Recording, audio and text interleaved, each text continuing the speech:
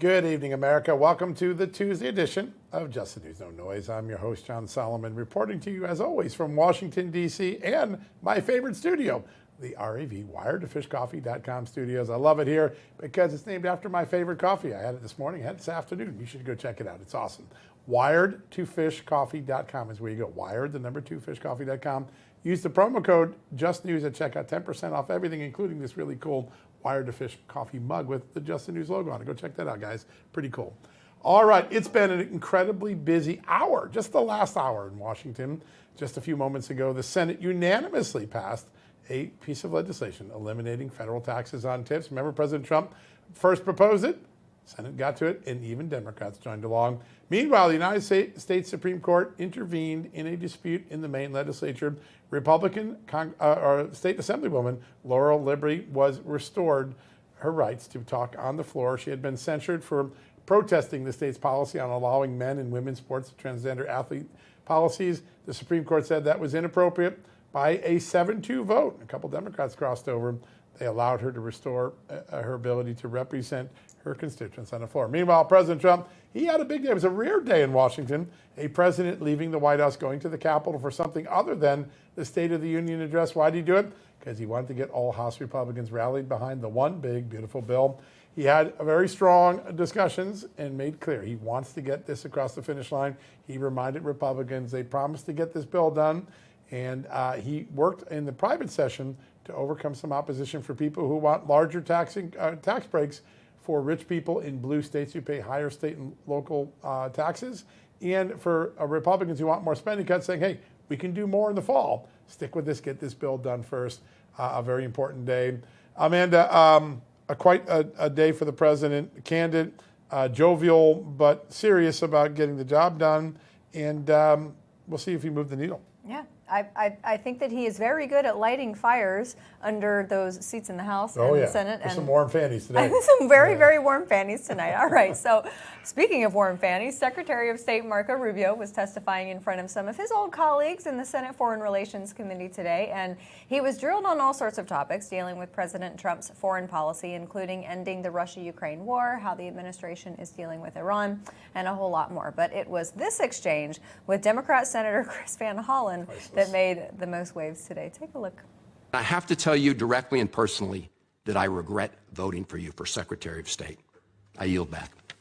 May I respond? You may sit. Well, first of all, your regret for voting for me confirms I'm doing a good job based on what I know. Well, that's just a flippant statement, Mr. Secretary. Can I respond, Mr. Chairman? You may. I didn't ask. Senator, question. please let the Secretary have I'd be the floor. happy to, but then I can respond to his Your time's up, Senator.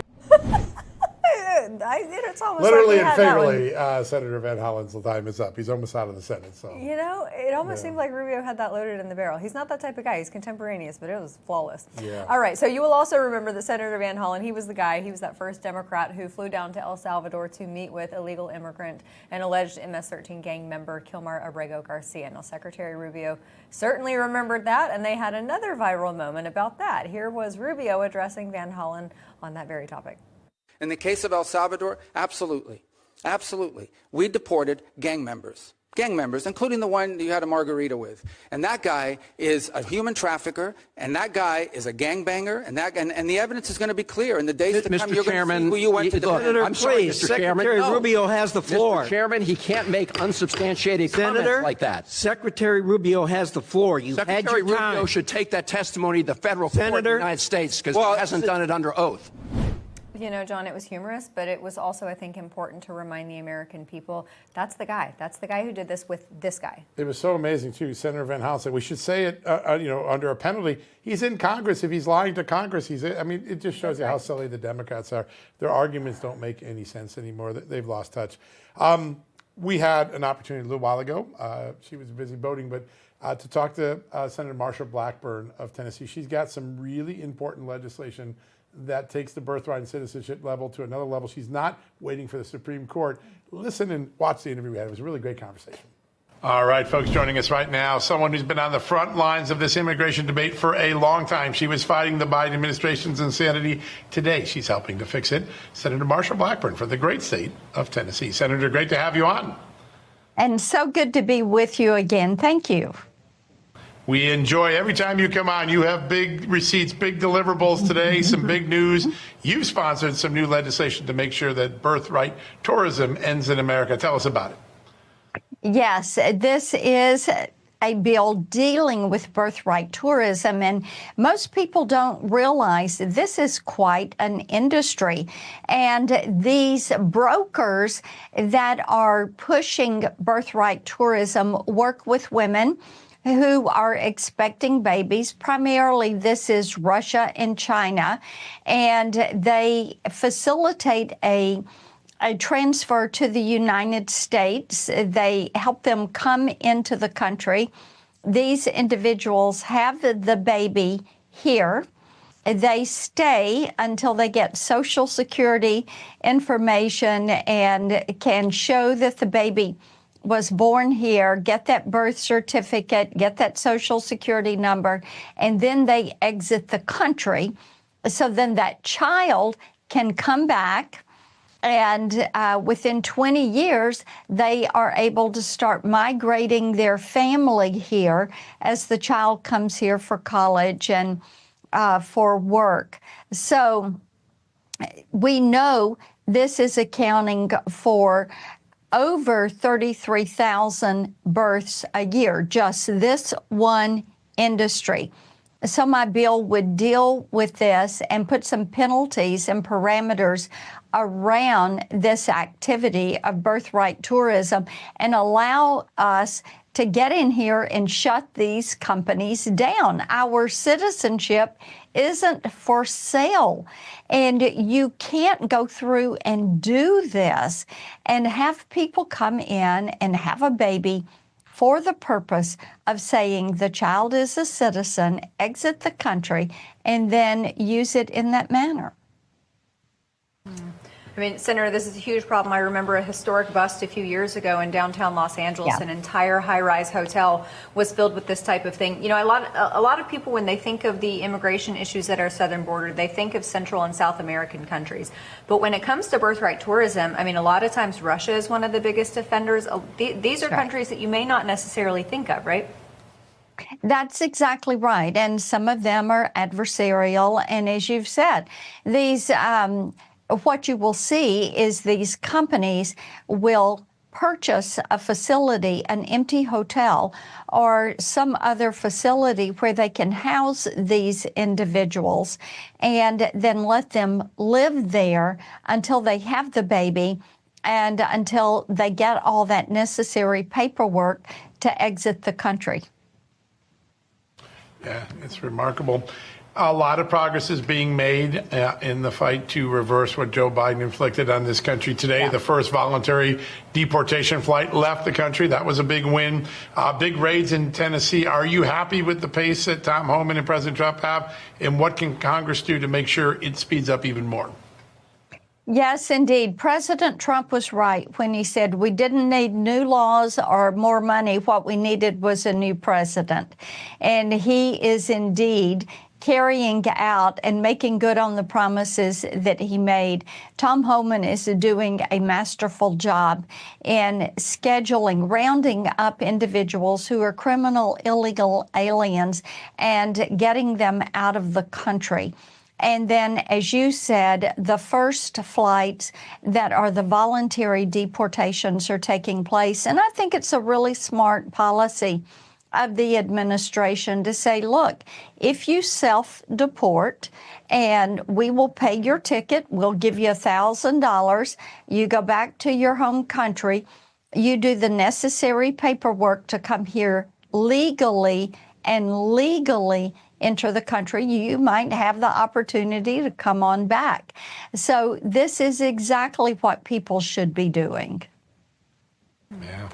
Senator, yesterday my Uber driver told me that he was from Afghanistan. He and his wife and their 2 children moved here 2 years ago after the disastrous withdrawal from Afghanistan. He was actually helping the United States as an accountant. They had to leave because he felt that his life was in danger. Yeah. For men like that, especially for our servicemen and women who, lives lost on the ground, it is extremely important to get some transparency into what happened and not just believe the Biden administration. Secretary Hegseth just announced that he's going to be doing that. How important is it for us to get those crucial answers? You know, it is so vitally important, and we have many in Tennessee because of our military posts there at Fort Campbell. We have so many that served in Afghanistan and have close ties to those individuals, the SIVs, they're called, who served our country and aided us. They're translators, they're people that worked in construction and logistics with our men and women that were there. And yes, it is important that they be able to exit the country, and it is important that we give answers as to what happened. And I'm pleased that Secretary Hegseth is going to move forward with an investigation. When you talk to some of the families that lost loved ones, the 13, then you know that what they want is to know what happened, and to investigate, looking at what happened leading up to the exit from Afghanistan and the conversations that were there. This is something that truly broke the men and women of the military. They were devastated with this, and we've had many conversations with them. And I know that to honor them and their service, they feel like answers are owed to them. And I fully believe that Secretary Hegseth will get to the bottom of this. We will find out what happened in that run-up. We will find out what happened that day at the Abbey Gate. Yeah, we owe that to the families of not only the ones who Yes, we do. lost loved ones, but to all the people who serve in our armed forces. We owe them the truth. Senator, there have been some pretty troubling stories about former leaders of this country in the last few days. James Comey clearly putting out a numeric symbol that was clearly a threat to President Trump. And now many people coming out in the Biden White House saying, yeah, we knew President Biden wasn't fully mentally capable anymore. I know it's in the past. I know a lot of times the temptation is to take the rearview mirror out of the political car. But do you think Congress will look into, one, who was in charge of the White House if Joe Biden couldn't make decisions, into what James Comey's been up to? Well, yes, indeed. I do think that James Comey needs to be investigated. Everybody knows what 86ing someone means. Absolutely, they do. And it is insulting that he would think that no one knew what it meant, or that he did not know what it meant. And, you know, John, one of the things that we all know is when people spoke about James Comey, they talked about his intentionality and what an intentional type person he was. And he was known for that. So if you carry that forward, even though now he wants to say he's a grandpa wearing sweaters and jeans and writing books, we also know that he must have had some intent, and it was inappropriate. It needs investigating, and shame on James Comey for having posted that. Yeah, he would have us believe now he's lost all of his intentionality and judgment, but I think we're smarter than that. Senator, it's such a great honor. We're going to be tracking this bill you've introduced. It's a historic piece of legislation. Great to have you on the day of its introduction. Thank you so much. Good to be with you. Thank you. Wow, pretty powerful comments for somebody who sits on the Senate Judiciary Committee that used to supervise James Comey's behavior. All right, we're going to take a quick commercial break. When we come back, we're going to go back to Capitol Hill. Congresswoman Mary Miller, who was in that meeting with President Trump when he came up to press his House GOP caucus to get behind the big, beautiful bill. She's going to tell us exactly what happened right after these messages.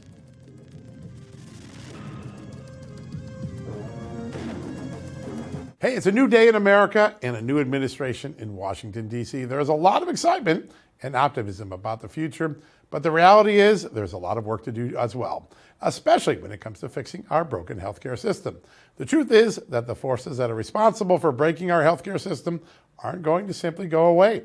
The challenges our system faces won't disappear overnight. Now more than ever, you need to be prepared. That's where the Wellness Company comes in. Their doctors are medical professionals that you can trust, and their line of prescription medical kits are the gold standard when it comes to keeping you safe and healthy, as well as your family. Whether it's the medical emergency kit, the contagion kit, the first aid kit, or the travel kit, these prescription kits contain an assortment of life-saving medications and guidebooks to assist in the proper use of these medications. From the flu to strep throat, from COVID to the bird flu, from a trip to the beach to a trip overseas, the Wellness Company has a prescription kit designed to keep you and your family safe. Make America healthy again. Start at home. Do your part and protect the health of you and your family. Go to twc.health/justnews today and order. That's twc.health/justnews and use the promo code JUSTNEWS to save 10% off.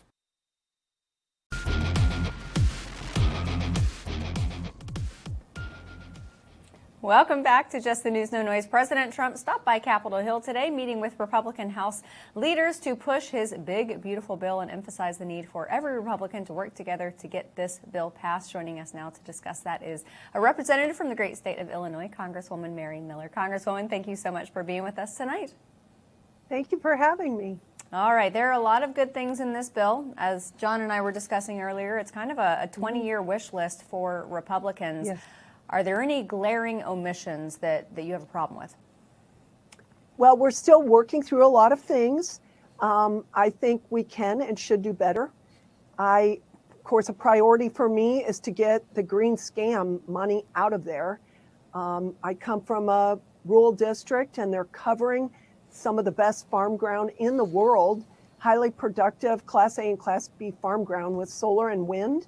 President Trump, that's a priority for him. He wants that money rescinded. It is, it's not reliable, and it's not affordable energy. So we want that out. Also, I'm on the Ag Committee, so I secured a great provision, and I believe the American people are going to be very happy to prevent and to remove illegals from getting SNAP benefits. And we want the same provisions in Medicaid. We want work requirements. And these are reasonable work requirements. So people between the age of 18 and 64 who are not caring for a child, for SNAP benefits, it's under 7. For Medicaid, it's under 12. And they're not caring for someone that's disabled. We want them to be required to work 20 hours a week or be in some kind of work training or serve in the community 20 hours a week. Very reasonable. Yeah, and it's very popular too, 62 to 67% in the polls. People like this idea a lot. Democrats have been doing a lot of demagoguery. They talk about the child tax credit, but they let it expire. They talk about wanting to preserve Medicaid, and they fight the workfare, but in fact, Medicaid is going to collapse without starting to make these sort of changes. How effective have Republicans been, or what do they need to do to make sure constituents understand Democrats were the party of neglect on these entitlement programs? We need to speak out against it. I was in the Education Committee hearing today, and it was a little bit off topic, but the Democrats' witness just started bloviating about how we are going to kick people, needy Americans, off of Medicaid. And I just had to speak up and say, this is their broken record whenever we want to root out waste, fraud, and abuse so that the needy Americans that need these programs are going to be provided for. And these programs are going to, fail them. They start playing this broken record that we're going to cut benefits and starve people and kick them to the curb. It's just not true. And we just need to keep sounding the alarm that they are liars. Congresswoman, not to give us all whiplash, but I want to go back to the farming thing because I was in California last month, and I was speaking to a group a lot of farmers, and I could feel their heartbreak. These are folks who have legacy farms that have been in their family for generation after generation, and they were heartbroken over what was happening to their farms. Now, I know not only with respect to what President Trump calls the Green New Scam, he's repealed a lot of those provisions in this bill, but also billions towards farmers. Talk to us about what that's going to be used for, especially in your rural district.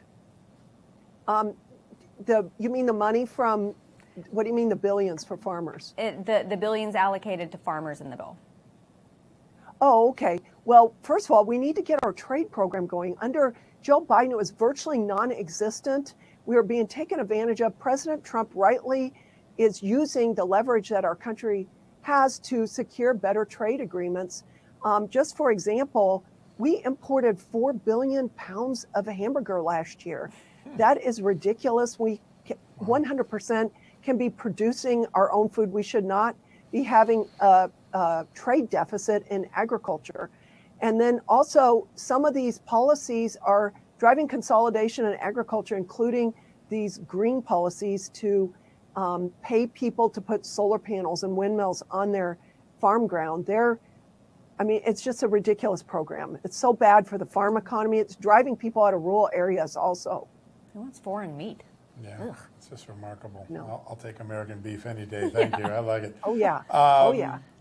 Congressman, I want to ask a little bit about the two parts of the bill that probably have the most resistance or things that you work through. One is those who want a larger than the tripling of the SALT tax deduction, the state and local tax deduction.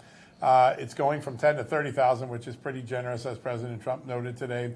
Some people want it bigger than that. And then on the flip side, there are those who want to get more cuts in even the 1.6 trillion that seems to be enumerated in the bill now. Walk us through how you think those two sides will play out and how you can get to enough votes to make this pass. Okay, well, this morning, President Trump addressed us, and of course, he's doing everything to try to bring us together to get it passed. Very important.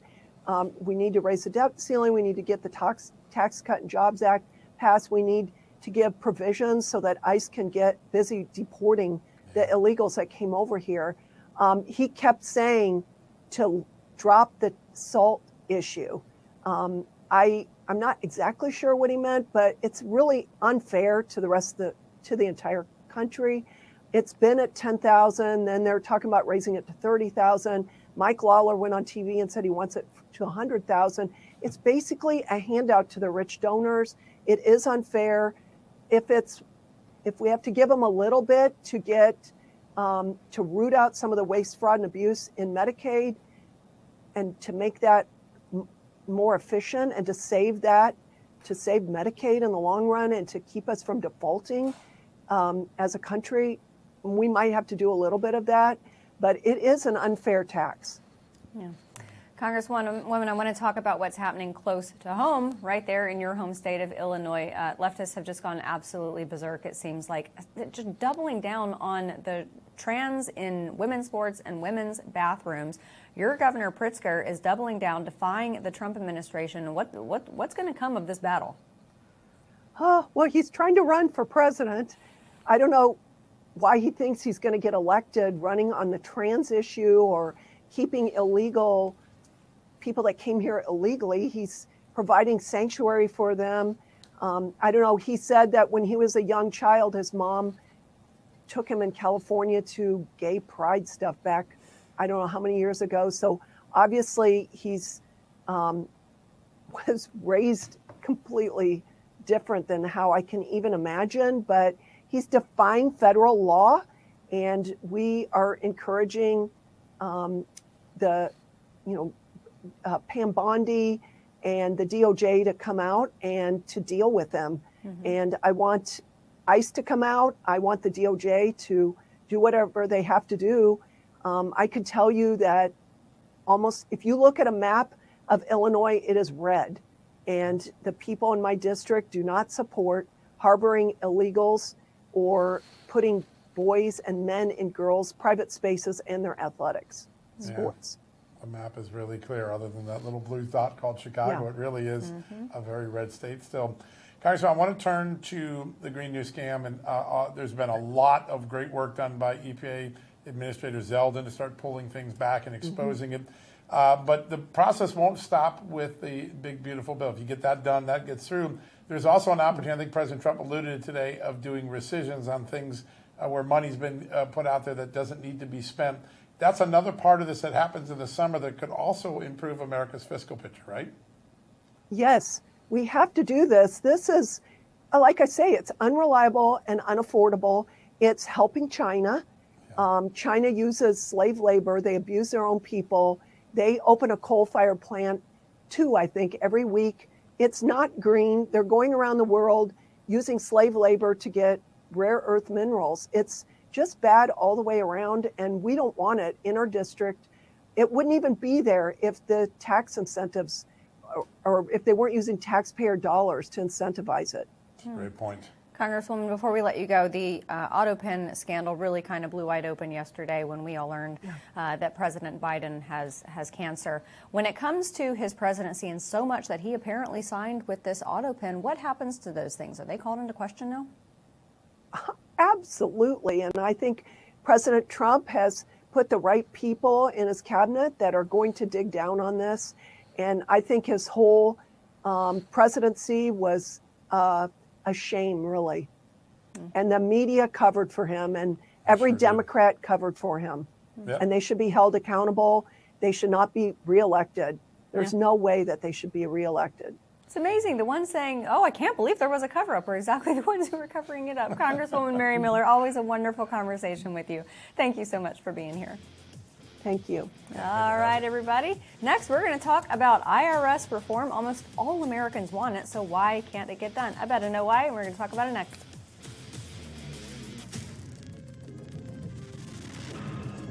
Hey folks, you might be wondering, when's the right time to start adding collagen to my diet? How about today? Collagen production starts to dwindle in your 20s, and by the time you hit your 50s like me, it's decreased, and it contributes to wrinkles, sagging skin, and joint discomfort. Now, Native Path Collagen can help. It's packed with only type 1 and 3 collagen fibers, the ones your body needs most for healthy joints, for healthy skin, bones, hair, nails, and also, believe it or not, your gut.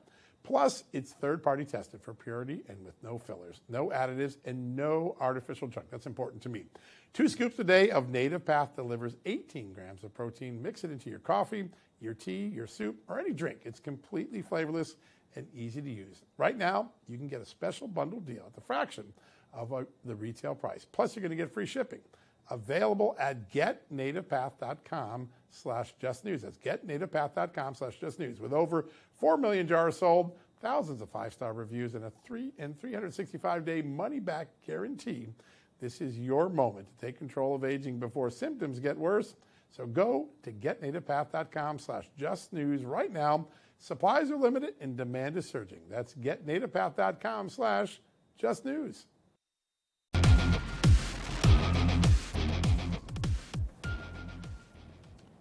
Welcome back, America. On a very busy day, finally, President Trump's nominee to run the IRS, Billy Long, got his hearing day, his confirmation hearing day before the Senate Finance Committee. We thought we'd bring in one of the great IRS experts in the country to help us walk through it. He's the CEO for the Alliance for IRS Accountability, Chuck Flitt. Chuck, good to have you on the show.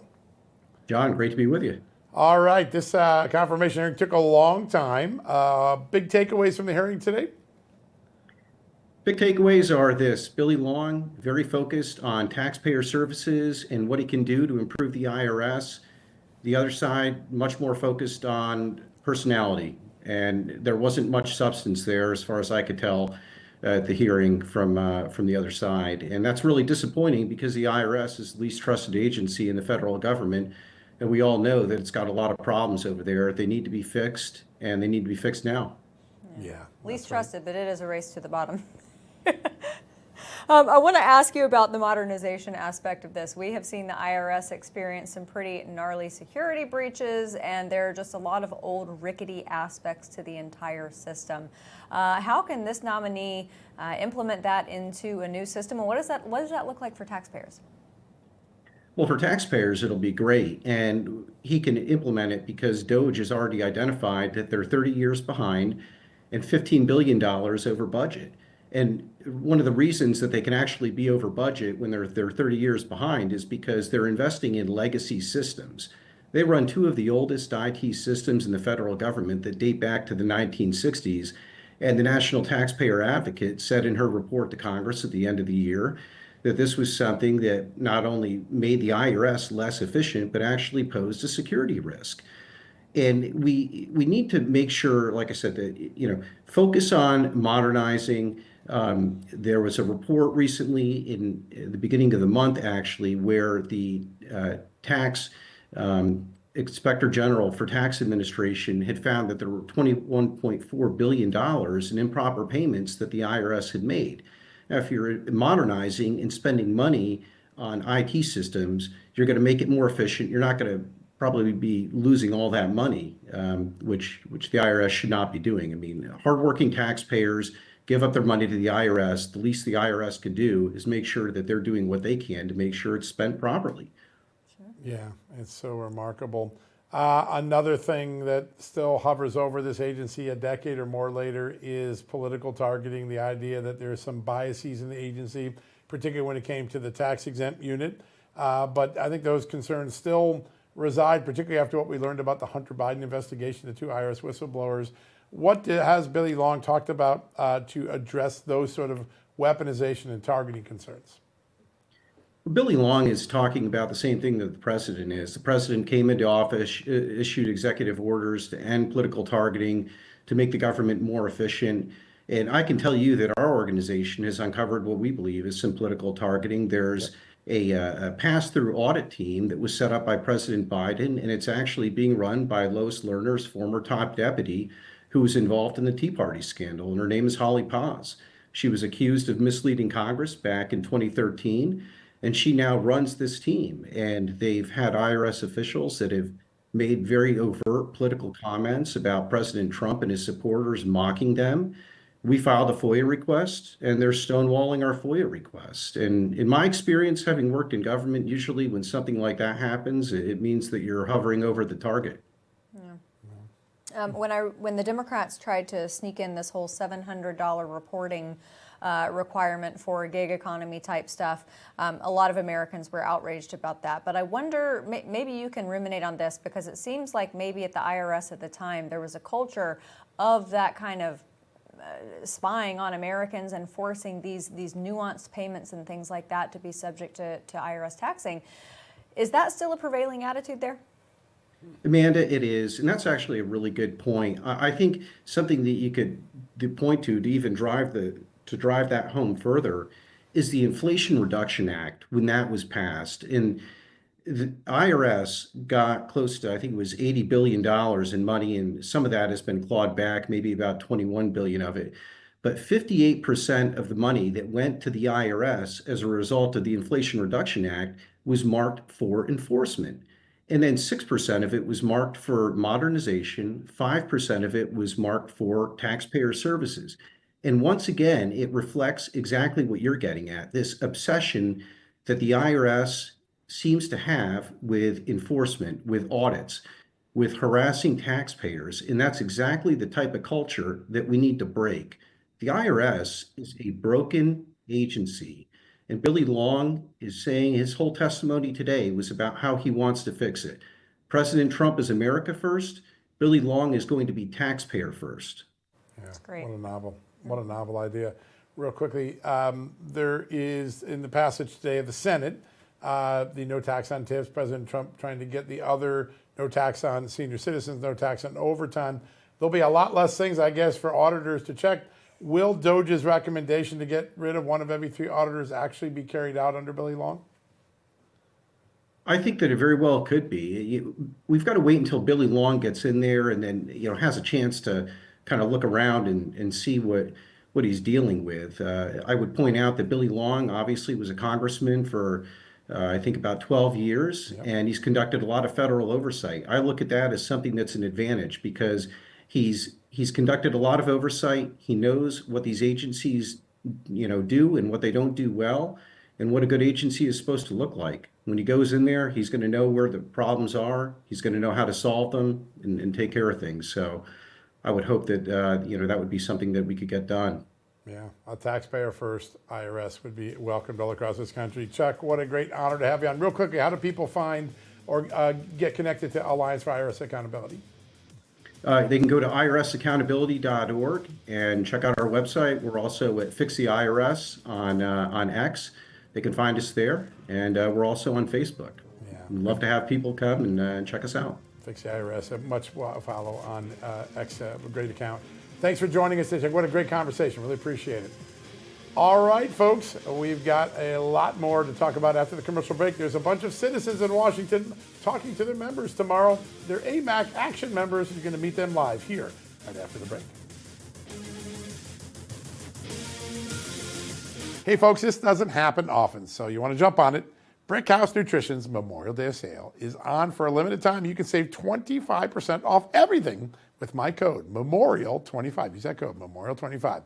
That includes Lean, the weight loss supplement that targets the goals of GLP-1 injections, but without needles or prescriptions. People are seeing real results, and they love that. It curbs the cravings. Check out the website for reviews. Also on sale is Field of Greens, the superfruit and vegetable drink that literally promises your doctor will notice your improved health or your money back. My doctor noticed, so you should check it out.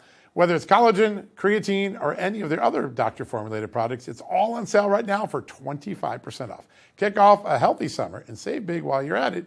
Go to brickhousenutrition.com and use the promo code MEMORIAL25 for 25% off. But don't wait. The sale's only on for a few days. That's brickhousenutrition.com. Go there, brickhousenutrition.com, MEMORIAL25.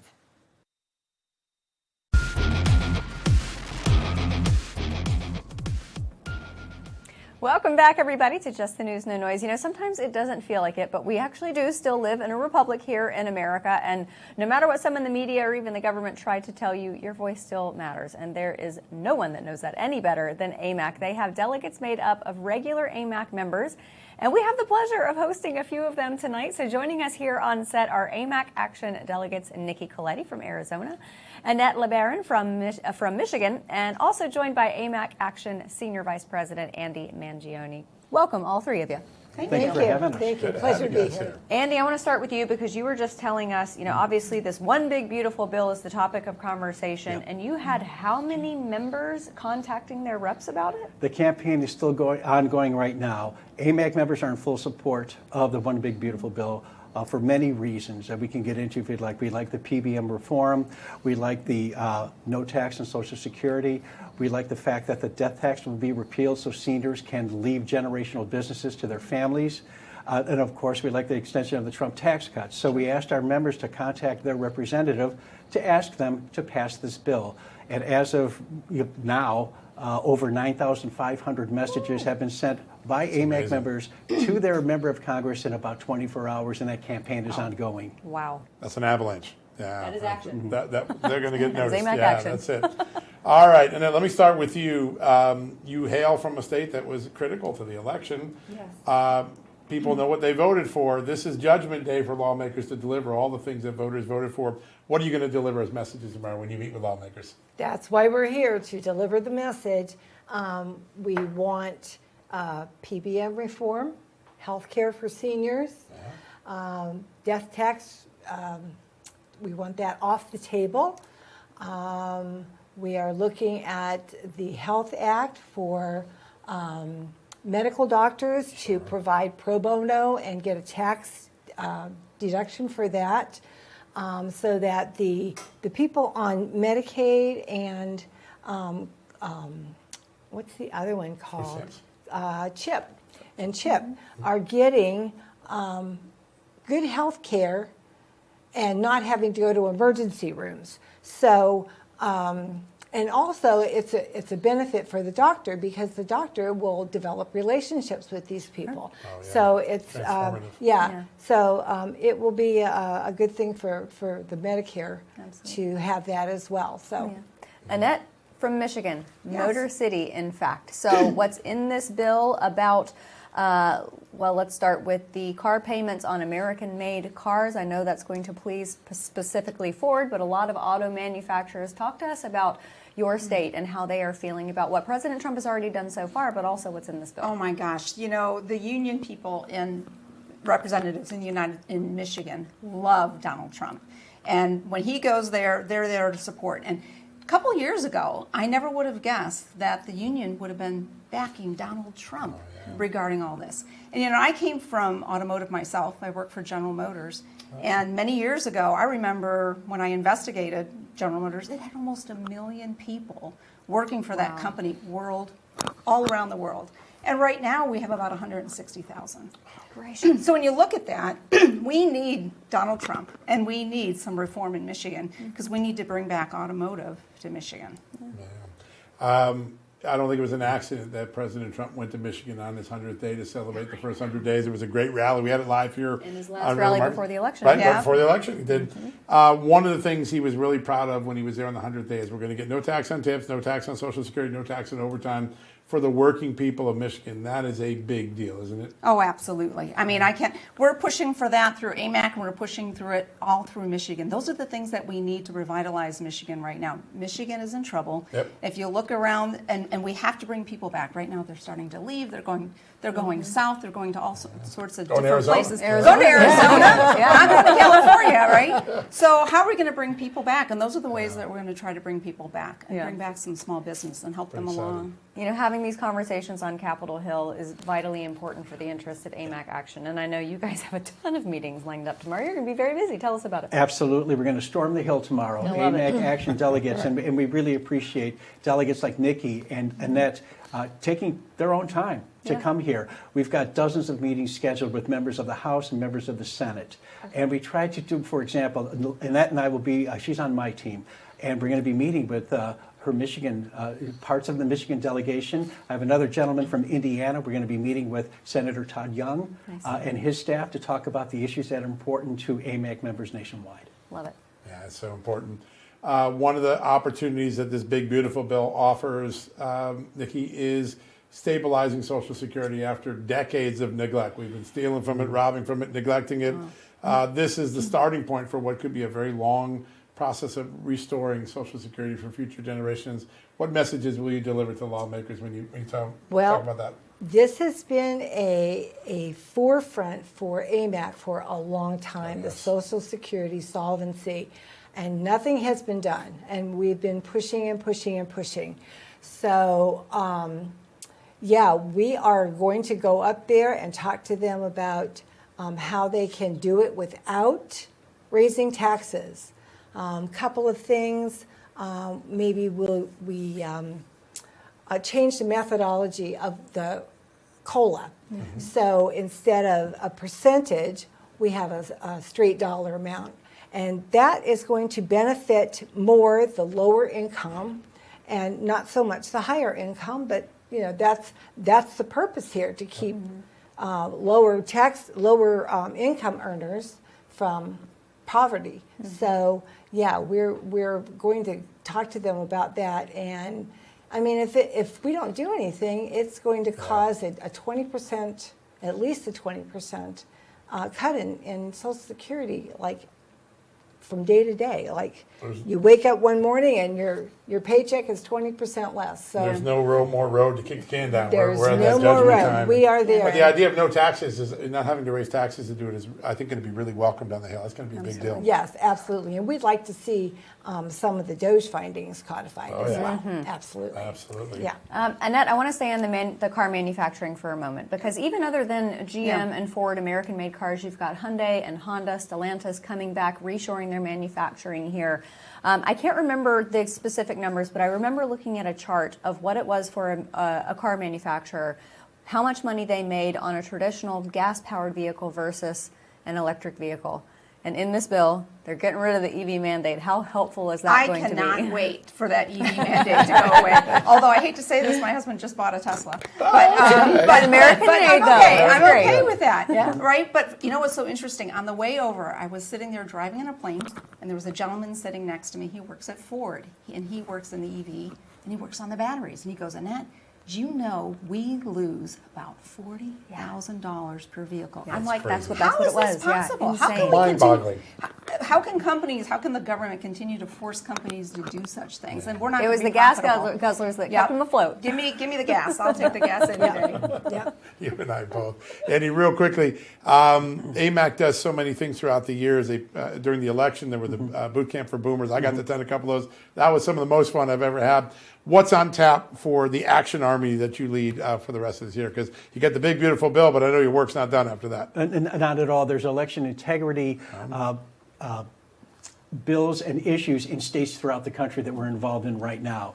We're running campaigns right now in Maine to repeal, for example, the national popular vote. Yep. They joined that silly compact. Okay. We kept Michigan from it right after the election last year. Texas is looking at two bills right now, one to stop the foreign influence, foreign money in ballot measures, and the other one to ban ranked choice voting. So, yeah, there's a lot going on a federal level, but these states keep us hopping. Yeah, and you've done a lot of work on ranked choice voting, which is a scam. You guys have really kept it out of some states. That's important. Absolutely, and there's still more work to be done. Oh, yeah. And we're happy No to doubt. do it. Absolutely.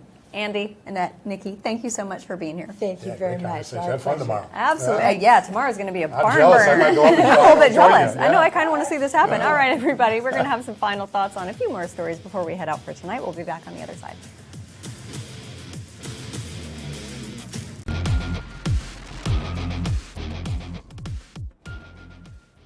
Welcome back, everybody. All right, John, a topic of conversation that we Americans just can't seem to get out of our system, and that is the topic of COVID vaccines. Yeah, there are a big lot deal of folks today. out there who still want to re-up on it, even though they are healthy. Well, now the FDA is going to require clinical trials for those re-upping on the COVID vaccines for healthy people. Another great example, elections have consequences, right? We were just jabbing people every year. It was still in an experimental phase. And Bobby Kennedy today and the FDA said, nope. All right, people who have immunocompromised systems, right, you can keep using experimental. Everybody else, children and adults, you don't get to take it until we do more clinical trials. By the way, we still need some of the clinical trial data that we haven't been able to see, like in the adverse event reporting. Something that Ron Johnson has so diligently fought for, and I think he'll eventually get. But yeah, this was a day where you could see elections having consequences on so many different fronts. Yeah. All right. Well, John, after my 13-year career as a singing server, maybe I had to get out for this to happen. I sure could have benefited from this. The Senate unanimously passing the bill eliminating taxes on tips. Boy, I would have loved to have had that in my days at Michelle's in Hollywood. Yeah. And here's the amazing thing. Remember when it first came out, everyone's, I got Donald Trump. Then like, oh, that's a really good idea. Then Kamala Harris copied it. All the Democrats in the Senate voted for it too. So it shows you the long impact of Donald Trump. I mean, he's having profound impact, whether it's in the world, in the Senate, even on Democrats. I mean, it's just crazy. I mean, today, Biden's people had to respond to Donald Trump's tweet yesterday about maybe they hid the cancer. I mean, he even makes former presidents react to him. I know. And boy, people are piling on now when it comes to Joe Biden. Oh, yeah. Yeah, well. Talk about opportunity. We might have been misled a time or two there. Yeah, speaking of, Beto O'Rourke was ripping into Joe Biden, said he failed this country. I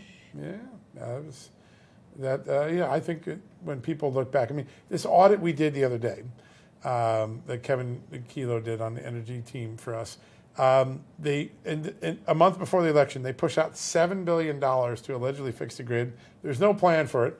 There's no protection for the American taxpayers. And 8 months later, now that we know that they just blew this money with there's no consequence for it. I think that legacy that happened all throughout the Biden years, the IRA and the investment or the infrastructure package, they didn't turn out to be what Joe Biden promised. Just like the laptop didn't turn out to be what Joe Biden said. It wasn't disinformation. Yeah. All right. So on the health front, my home state of Alabama was one of the first states to ban lab-grown meat. You've got states like Utah and Florida that are banning fluoride, and now Nebraska has become the very first state to take soda and energy drinks off of the list available for food stamps. Great idea. Great idea starting the states. That's always what our founding fathers intended. Right. States' rights resulted in good ideas that then become ideas for the federal government. Yeah, Nebraska leading the way. I think that's going to eventually get its way through Congress. It could be one of those things that get thrown into the big, beautiful bill. It's one of those things that's a sweetener, no pun intended, for the conservatives. So we'll see what happens. That was intended. Yeah, I know it was. Okay. Oh, gosh. I don't even want to read this headline. Former White House official Rahm Emanuel floats 2028 presidential bid. I am in training. Oh, heaven help us. Listen, if after 40 years of being in politics, you need to be in training to run, maybe you're in the wrong profession. But what do I know? I could be wrong. All right, I got something. Okay, fire it away. A rare culture moment. One of America's great barflies has died. George Wendt, the man who played Norm on Cheers. I mean, everybody's working man and the ultimate barfly. Yeah. Dead at the age of 76 today. Big loss for Hollywood. A really great guy, a funny guy. I got to meet him a couple times. Funny, and no one could have been out of better central casting for a guy at a bar than George Wendt. I mean, the whole casting of that show was just incredible. I know I've told you many times about my days of crawling up in my dad's lap and watching Nick at Night, going to bed, watching Happy Days, and tell me you didn't watch Mary Tyler Moore and Cheers. Cheers was on Nick at Night. I'm so old. Yeah, no. Series. No. At least I didn't watch I Love Lucy original. Honestly, though, like props to your generation because such quality television. The laughs were better, the cries were harder. smarter. Just Comedy was just about laughing. It wasn't about politics. It was great. yeah. All right, that's all the time we have for tonight. But we're going to be back here at 6 p.m. Eastern tomorrow. Have a blessed evening. Grant Stinchfield is going to take